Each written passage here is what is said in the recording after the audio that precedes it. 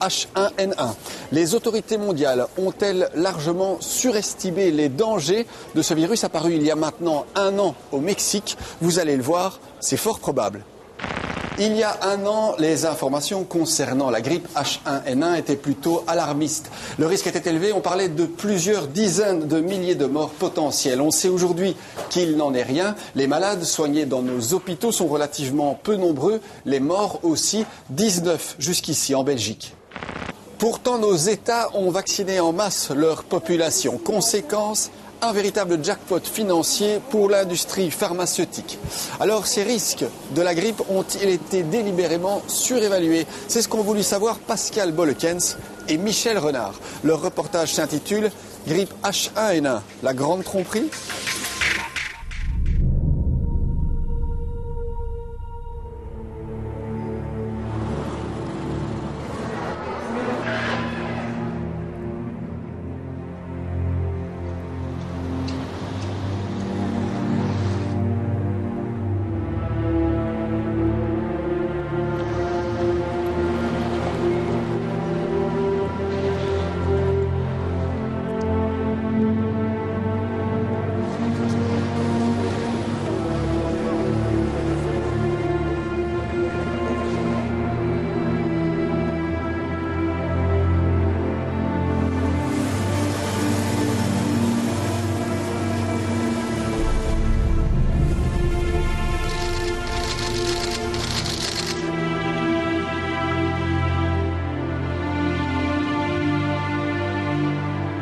I have therefore decided to raise the level of influenza pandemic alert from phase 5 to phase 6. Le 11 juin 2009, pour la première fois de son histoire, l'OMS déclenche la phase 6, la phase d'alerte maximum pour une pandémie, une décision historique. Le monde entier doit se préparer au pire. Tous les gouvernements activent leur plan de lutte.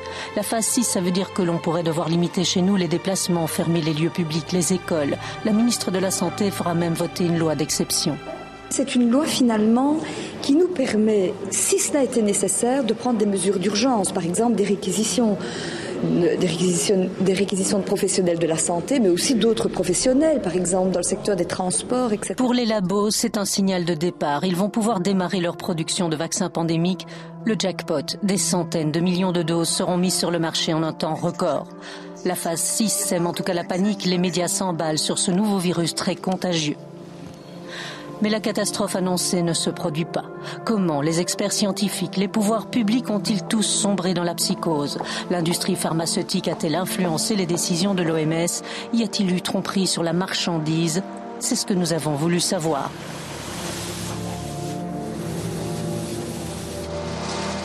Nous sommes début juillet. 4 grands groupes pharmaceutiques se lancent dans la course. L'Agence européenne du médicament n'a pas encore donné son feu vert, mais tous les gouvernements se ruent déjà chez les fabricants pour commander leurs doses. Aujourd'hui, on se demande pourquoi un tel empressement. C'est un pays seul, face à une firme pharmaceutique, dans le cadre d'une production de vaccins limitée et dans ce que j'appellerais une course à l'échalote. Tous les pays essayent d'avoir le plus rapidement possible des vaccins pour protéger sa population. Et donc on est sous pression. Puisque le co-contractant vous dit, c'est vous qui décidez, vous en prenez ou vous n'en prenez pas. Puis on dit, évidemment qu'il faut protéger la population, mais on ne le prend pas à n'importe quelle condition. Donc c'est tout ça. Dans cette négociation, c'était la firme pharmaceutique qui était en position de force à ce moment-là. Oh, elle était en bonne position puisqu'il y a une production qui est limitée et qu'il y a énormément de pays qui en demandent. Donc voilà, je faisais partie évidemment de ces pays qui étaient en demande pour protéger la population belge. Et donc la négociation se fait avec le danger de la surenchère aussi, j'imagine. Avec des dangers de surenchère, c'est certain. La Belgique commandera 12 600 000 doses. Le gouvernement va ainsi débloquer 115 millions d'euros, soit quasi autant que pour la lutte contre le cancer. La méchante grippe se fait grippette. Chez nous, le doute s'installe. La campagne de vaccination s'ouvre, mais les salles d'attente des généralistes restent désespérément vides. On ne se bouscule pas pour se faire piquer. La vaccination fait un flop. Sur Internet, les questions fleurissent. Parfois aussi, c'est du grand n'importe quoi. On y dénonce pêle-mêle vaccination forcée, génocide organisé ou manipulation par les firmes pharmaceutiques.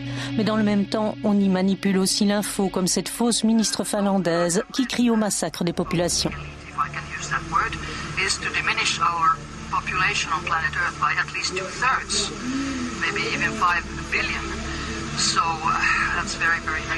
Mais dans ce flot virtuel, il y a aussi de vraies questions. Exemple, quels sont exactement les bénéfices et les risques du vaccin pandémique ?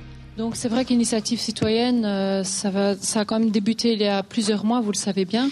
Alors la première action qu'on a entamée, c'est envoyer un courrier, comme vous le savez, aux autorités, donc pour leur demander une information plus complète sur le bénéfice et le risque de cette vaccination. Grippe, firme pharma et vaccin, quoi de neuf, docteur ? Le ton de cette conférence organisée à Louvain-la-Neuve par un groupement de citoyens est donné. Les gens n'avaient pas envie d'entendre un discours alarmiste. En invité, le docteur Girard, un pharmacologue qui a travaillé pendant des années comme expert auprès de l'industrie pharmaceutique, une industrie qui le considère aujourd'hui comme un paria. C'est vrai que l'homme n'a pas sa langue en poche, il pose les questions qui fâchent. Exemple, comment a-t-on pu mettre un vaccin si vite sur le marché ?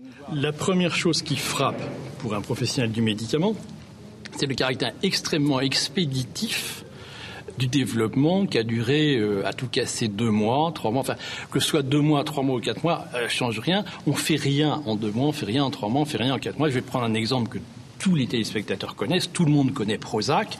Bon, Prozac, c'est un produit simple, hein, c'est un principe actif avec des excipients autour. Bon, Prozac, ça a mis 15 ans le développement, 15 ans. Voilà. Bon.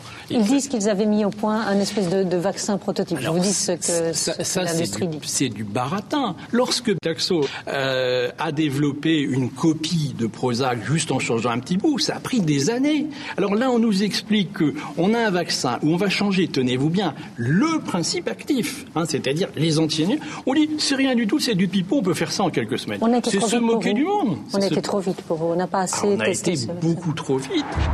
L'industrie pharmaceutique aurait-elle joué avec le feu ? Le vaccin nous a-t-il mis en danger ? Rien que l'idée donne des frissons dans le dos. Nous tentons de contacter les 4 fabricants de vaccins pandémiques. Un vrai parcours du combattant. Dans le monde de la pilule, bonsoir la transparence. Baxter refuse toute interview. Chez Novartis, c'est le porte-parole qui a un agenda trop chargé. Chez Sanofi, le service presse est carrément débordé. Il n'a pas pu nous fixer un rendez-vous en 3 semaines de tournage. Quant à GlaxoSmithKline, qui a vendu le vaccin pour la Belgique, il a fallu vraiment beaucoup insister. N'est pas disponible actuellement. Veuillez laisser un message après le signal sonore. N'est pas disponible actuellement. Pour vous redemander, on va essayer sur son fixe, hein. Donner une interview et répondre. Querrions vraiment avoir GlaxoSmithKline. Du harcèlement mais payant. Nous décrochons enfin le dernier jour du tournage, un rendez-vous avec l'expert du développement des vaccins grippe. Alors, a-t-on été trop vite ou non ? GSK a investi pendant de nombreuses années pour développer un vaccin pandémique. Et donc nous avons soumis une licence en décembre 2006 pour un vaccin pandémique pour lequel nous avons obtenu l'autorisation de mise sur le marché en mai 2008, donc 1 an avant la crise. Donc ce qui s'est passé en fait en septembre 2009, c'est que nous avons réalisé une adaptation du dossier d'enregistrement pour le virus H1N1. Et ça n'est pas une procédure qui est fort différente de ce que l'on fait chaque année pour les vaccins saisonniers, où chaque année on doit aussi adapter la composition du vaccin aux souches qui ont été recommandées par l'OMS. Qui dit vrai ? Pour le savoir, direction Anvers. C'est dans ce centre de vaccinologie qu'une trentaine de cobayes ont testé le vaccin pandémique en août et septembre 2009. Le centre anversois est un labo de référence pour l'OMS. Ici, les règles des tests cliniques semblent très strictes. Il y a tout un protocole à suivre.